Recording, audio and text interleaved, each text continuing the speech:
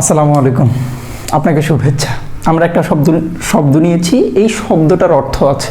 শব্দটার অর্থ কি? ডাক্ট বললে আপনি বলবেন প্রবাহ কিংবা দিক নির্দেশনা নালী, কিংবা আপনি যদি এই ডাক্ট লিখে গুগলে সার্চ দেন আপনি দেখবেন কত রকমের পাইপ, কত কিছু দেখায়। মূলত এই ডাক্ট থেকে কত রকমের শব্দ বানানো যে আপনি একবার খেয়াল করেন।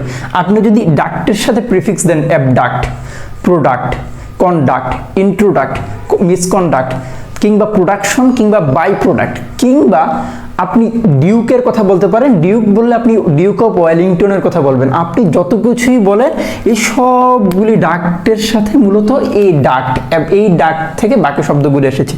তার মানে আমি যদি প্রথমে এই ডাক্ট অর্থ লিখি তাহলে আমি কি লিখছি? বাংলায় ভালো শব্দের অর্থ হলো প্রবাহ, কিংবা ভালো অর্থ হলো দিক নির্দেশনা নালী।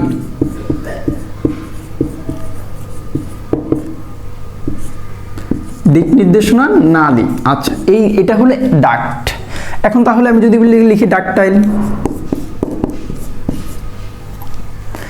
এখন এই ডাকটাইল লিখলে আপনি বলবেন নমনীয়তা।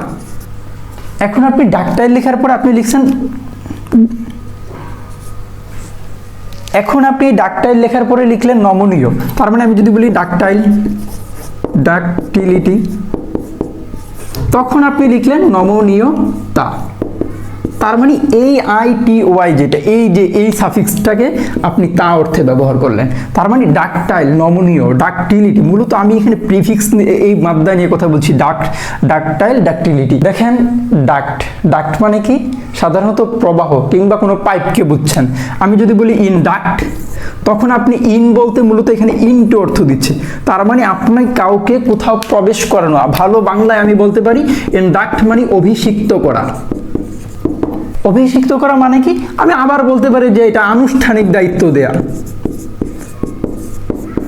আনুষ্ঠানিক দায়িত্ব দেয়া। এখন আপনি বললেন এই ইনডাক্ট থেকে আপনি শব্দ বের করলেন ইন্ডাকশন, তখন আপনি কি করতে পারবেন? দেখেন এই ডাক্ট শিখেছে, কিংবা আপনি শনটাকে আপনি নতুন সাফিক্স হিসেবে এনেছেন, এটা হলো প্রিফিক্স। তার মানে আবার সেই ইনটু, অর্থাৎ এই শনটা আসলে আপনি সাধারণত বলতে পারেন যে আনুষ্ঠানিক দায়িত্ব দেওয়ার যে প্রক্রিয়া, এই প্রক্রিয়াকে মূলত আমি বলতে পারি ইন্ডাকশন।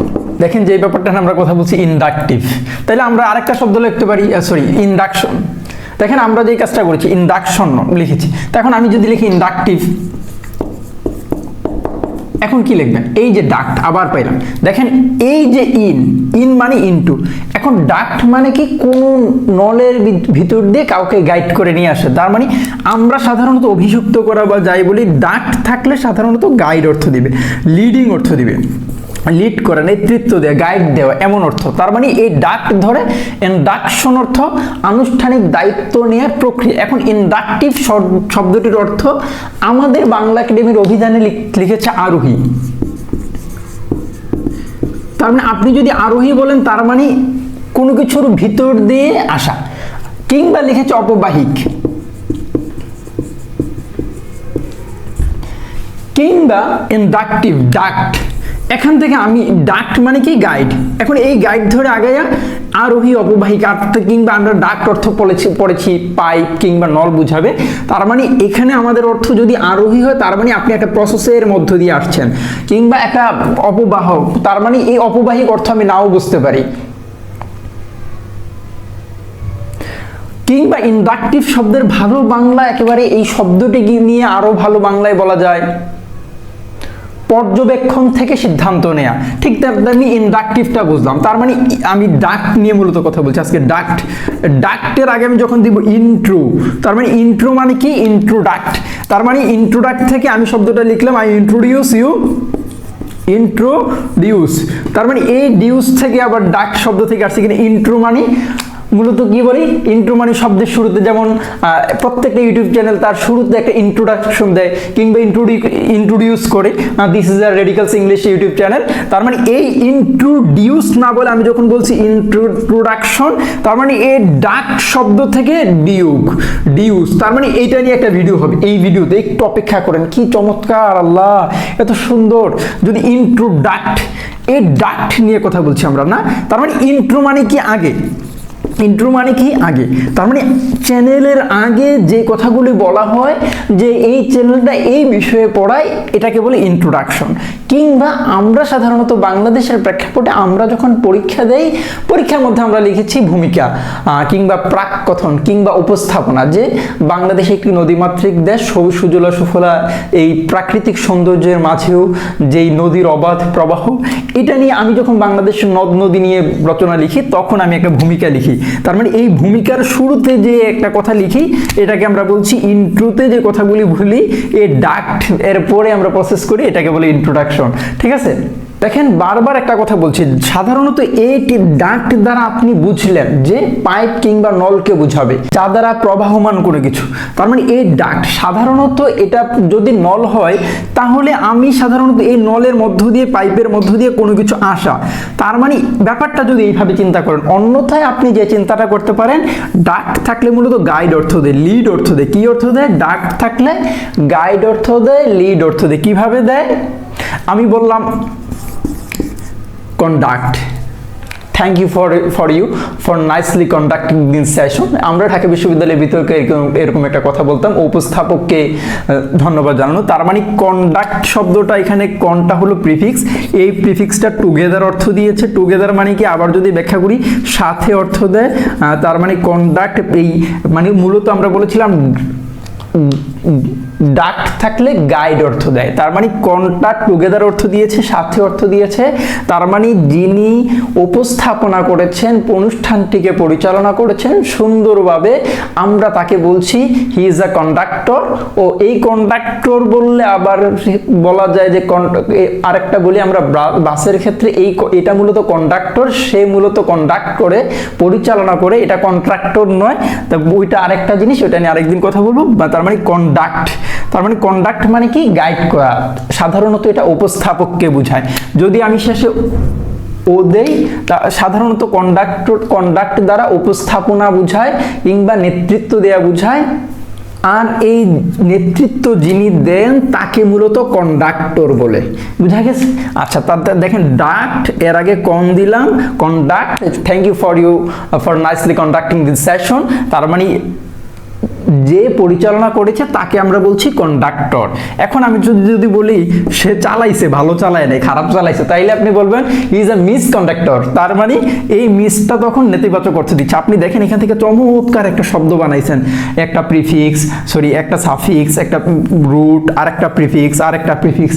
চিন্তা করে দেখেন আপনি এভাবে যদি শব্দ বানাইতে পারেন কত মজা। তার মানে শব্দ বানানোটা শেখা লাগবে, তাহলে আপনি ওয়ার্ড ফরমেশনটা বুঝে গেলে আপনার জন্য ইজি হবে। তার মানে কন্ডাক্টর বুঝলাম, মিসকন্ডাক্টর বুঝলাম। এরপরে এই আবার আমরা ডাক্ট ধরে আগাবো, ডাক্ট। এখন আমরা বলবো প্রোডাক্ট। এই প্রো মানে কি? ডাক্ট মানে কি, আমরা বলেছি নেতৃত্ব দেয়া, গাইড করা, আর কিংবা প্রবাহ, পাইপ। আপনি চিন্তা করে দেখেন, প্রো মানে কি, অ্যাডভান্স। প্রো মানে কি, সামনে আনা। এখন চিন্তা করে দেখেন, আমি যে পাঞ্জাবিটা পরেছি, শুরুতে কি এটা পাঞ্জাবি ছিল? শুরুতে এটা সুতা ছিল। এটাকে ম্যানুফ্যাকচারিং করে, এটাকে প্রসেস করে, প্রক্রিয়া করে, অ্যাডভান্স লেভেলের করে যখন এই প্রবাহের মধ্য দিয়ে এটাকে যখন সামনে আনা হলো, জনসম্মুখে এটাকে কাপড় আকারে আনা হলো, কাপড়টাকে আবার প্রসেস করার মধ্য দিয়ে এটাকে তখন এটাকে টেইলর, আবার টেইলরের ব্যাখ্যা করা লাগবে। টেইলর তিনি যখন এটাকে কাটিং করে কিংবা সুন্দর করে সাজিয়ে যখন জনসম্মুখে বিক্রি উপযোগী কিংবা পরিধানযোগ্য করেছেন, তখন আমরা তাকে বলি প্রোডাক্ট। এখন আপনি বলতে পারেন, আপনি তখন আবার বলতে পারেন যে বাই প্রোডাক্ট। দেখেন শব্দ কিন্তু এই ডাক্ট রুট, এর আগে প্রো দিলেন, এর আগে বাই দিলেন, তার মানে এখন হলো কি বাই প্রোডাক্ট। এই বাইটা তখন গৌণ অর্থ দেয়। কি অর্থ দেয়? গৌণ। এই বাই বুঝলে গৌণ অর্থ দিল।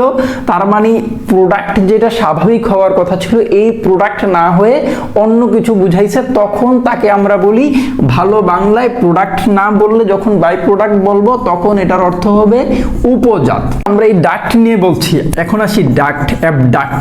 অ্যাপটা হলো প্রিফিক্স। অ্যাপ নিয়ে অ্যাপ সিরিয়াল একটা ভিডিও বানিয়েছি।